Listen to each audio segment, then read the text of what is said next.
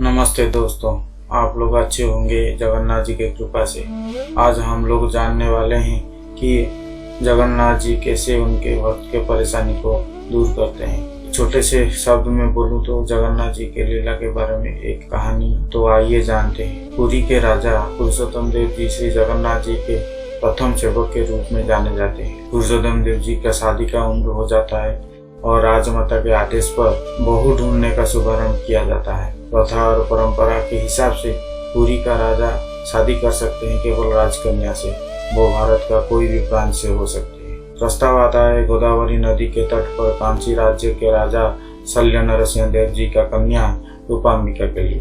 द्यूत विवाह प्रस्ताव लेकर पहुंचता है कांची के राजा के पास और कांची के राजा शल्य नरसिंह देव जी श्री पुरुषोत्तम देव जी का ये प्रस्ताव को मना कर देते हैं, क्योंकि राजा होकर भी वो झाड़ू लगाते हैं श्री जगन्नाथ जी के रथ के ऊपर।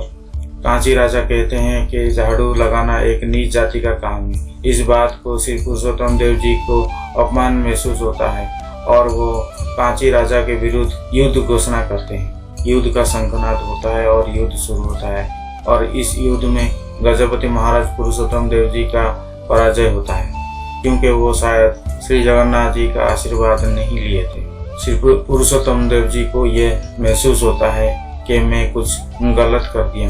श्री पुरुषोत्तम देव जी युद्ध से लौटते हैं जगन्नाथ जी के पास और श्री पुरुषोत्तम देव जी संपूर्ण रूप से शरणापन्न होते हैं श्री जगन्नाथ जी के चरण में और रोते हुए प्रार्थना करते हैं। भक्त का पुकार से श्री जगन्नाथ जी का रत्न सिंहासन हिल जाता है। आपके सामने आपका दास का अपमान होगा तो आपको अच्छा लगेगा।